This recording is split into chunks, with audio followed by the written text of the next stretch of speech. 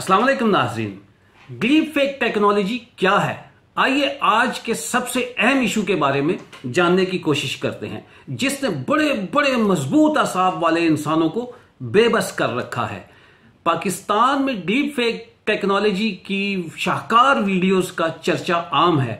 यहां deep fake technology के इस्तेमाल का मामला भी अजब है। पीटीआई के रहनुमाओं और आईटी के एक्सपर्ट्स की तरफ से इस किस्म के खदशात के बाद तहरीक इंसाफ और इमरान खान के हामी सोशल मीडिया पर एक मुहिम चला रहे हैं, जिसमें वो इन मुबैना वीडियोस को, जो अभी मंजर आम पर भी नहीं आई, जारी करार दे रहे हैं। यहां इमरान न्याजी खुद अपनी तकारीर और अवामी इज्तिमात में ये कहकर अपनी सफाइयां दे रहे हैं कि मेरे मुखालफीन मेरी काबिल एतराज वीडियोस डीप फेक टेक्नोलॉजी के जरिए बनाकर मुझे बदनाम करेंगे। इमरान न्याजी के इस बयान में शक की बू आ रही है और डीप फेक टेक्नोलॉजी की आड़ में हो सकता है कि कुछ शख्सियात अपनी असल वीडियोस को भी अवाम को जाली साबित करने में कामयाब हो जाएं। नाज़रीन, आखिर ये डीप फेक टेक्नोलॉजी है क्या? लफ्ज डीप फेक दो अल्फाज डीप लर्निंग और फेक के मिलाप से वजूद में आया है। यह एक ऐसा तरीकाकार है जिसमें मसनूई ज़हानत की टेक्नोलॉजी को बुरुएकार लाते हुए जाली तस्वीर, ऑडियोज और वीडियोस बनाई जाती हैं। डीप फेक टेक्नोलॉजी के मस्बत और मनफी दोनों असरात और दोनों इस्तेमाल हैं। इसके जरिए मशहूर शख्सियात को फौश फिल्मों के अदाकार बनाकर पेश किया जा सकता है, या फिर सियासतदानों की वीडियोस बनाकर इश्तियाल अंगेज और गुमराह कुन बयानात फैला दिए जाते हैं। ऐसी जाली वीडियोस, ऑडियोज या तस्वीर बनाने के लिए मखसूस सॉफ्टवेयर्स इस्तेमाल होते हैं जो डीप लर्निंग और मसनूई ज़हानत की टेक्नोलॉजी से लेस होते हैं। डीप फेक वीडियोस बनाने के लिए एक सॉफ्टवेयर को टारगेट के मुतालिक बहुत सी मालूमात फराहम करनी होती हैं। मसलन वो दिखने में कैसा है, बोलता कैसे है, बोलते वक्त उसकी हरकत और सकनात कैसी होती हैं, वो किस तरह की सूरत हाल में क्या रद्द अमल देता है, वगैरह वगैरह। माहिरीन का इस टेक्नोलॉजी के हवाले से कहना है कि हम इस मुकाम पर पहुंच चुके हैं जहां डीप फेक और हकीकी वीडियोस में फर्क करना मुश्किल तर होता जा रहा है। डीप फेक एक ऐसी ही टेक्नोलॉजी है जिसमें किसी फर्द के चेहरे या आवाज को दूसरे शख्स से बआसानी बदला जा सकता है, जिससे लगता है कि वो ऐसे शख्स की वीडियो या ऑडियो है जो दरअसल उसकी होती नहीं है।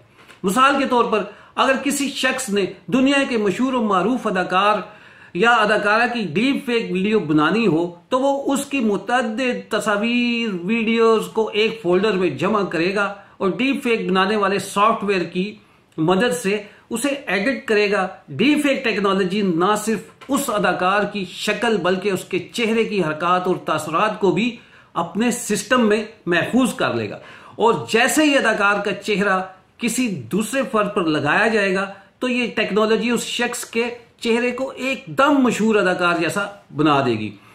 ना सिर्फ शक्ल और सूरत को बल्कि चेहरे की हरकत और सकनात, तासुरात को भी उस जैसा ही नजर आना शुरू हो जाएगा।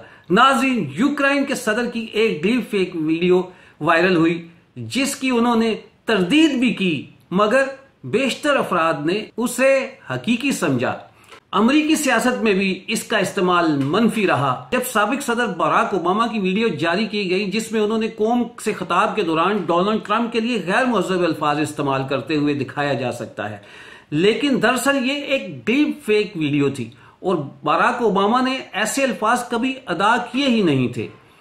इसी तरह गुज़श्ता साल टिकटॉक पर हॉलीवुड अदाकार टॉम क्रूज की कई वीडियोस मंजर आम पर आई जिनमें वो कुछ ऐसी चीजें कर रहे हैं जो वो पहले कभी करते नजर नहीं आए, जिस पर गैर मुल्की मीडिया ने दावा किया था कि ये असल में टॉम क्रूज नहीं है बल्कि ये डीप फेक टेक्नोलॉजी इस्तेमाल करके वीडियो बनाई गई है। नाज़रीन, माहिरीन खदशा जाहिर कर रहे हैं कि जूं जूं ये टेक्नोलॉजी आम होगी, इसका मनफी इस्तेमाल और इसके जरिए गलत मालूमात का फैलाव भी आम होगा, जो कि मुस्तकबिल में जमहूरियत और अमन व अमान के लिए खतरनाक साबित हो सकता है। साइबर सिक्योरिटी एक्सपर्ट्स के मुताबिक दुनिया की मशहूर समाजी, बड़े बड़े ताजर, उमरा और सियासी शख्सियात की डीप वीडियोस एक आम शख्स के वीडियो बनाने से ज्यादा आसान होती है, क्योंकि आपको डीप फेक वीडियोस बनाने के लिए उस शख्स की ज्यादा से ज्यादा वीडियोस, तस्वीर दरकार होती हैं। इसलिए मशहूर शख्सियात की डीप फेक वीडियोस बनाना निस्बतन आसान होता है। डीप फेक टेक्नोलॉजी का एक नुकसान इसको इस्तेमाल करते हुए फौश वीडियोस की तैयारी भी है। इंटरनेट पर हॉलीवुड और बॉलीवुड के अदाकाराओं की ऐसी बेशुमार जाली वीडियोस हैं जिनको डीप फेक टेक्नोलॉजी की मदद से बनाया गया है। माहिरीन का ख्याल है क्योंकि डीप फेक वीडियोस की शिनाख्त करना कि आया ये असल है या नहीं, ये पेचीदा और वक्त तलब अमल है। लिहाजा मुमकिन है कि जब तक इस बात का तयन हो कि वायरल वीडियो डीप फेक है तब तक इसका नुकसान हो चुका हो। दुनिया की बहुत सी हसास मामलात में ममालिक की आपस में जंग सबसे अहम और हसास इशू माना जाता है।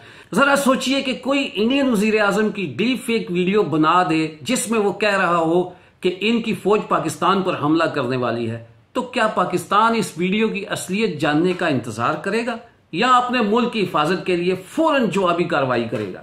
ये बात सोचकर ही आम आदमी के रोंगटे खड़े हो जाते हैं।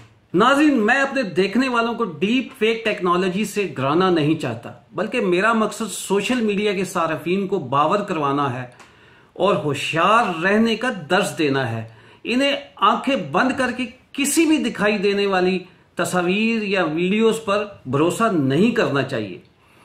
मैं मीडिया पर जब भी वीडियोस करता हूं तो अपने देखने वालों को यह जरूर याद कराता हूं कि दौरे जदीद का सबसे बड़ा बल्कि मौलिक एटम बम हथियार मीडिया है। देख लें, इस मीडिया को मौलिक बम जैसे नुकसान पहुंचाने के लिए डीप फेक टेक्नोलॉजी बहुत बड़ा टूल साबित हो रहा है। इसके बावजूद अमेरिकी अखबार वाशिंगटन पोस्ट के मुताबिक डीप फेक टेक्नोलॉजी की जमहूरियत को खतरा बराह रास्त नहीं बल्कि बिलवास्ता हो सकता है, क्योंकि इससे यह खतरा है कि शहरी गलत मालूमात पर भरोसा कर सकते हैं और खबरों के जराए पर भरोसा खो भी सकते हैं। शायद इसी मौके के लिए यह जुमला कहा गया था कि जरूरी नहीं जो नजर आए वही सच हो।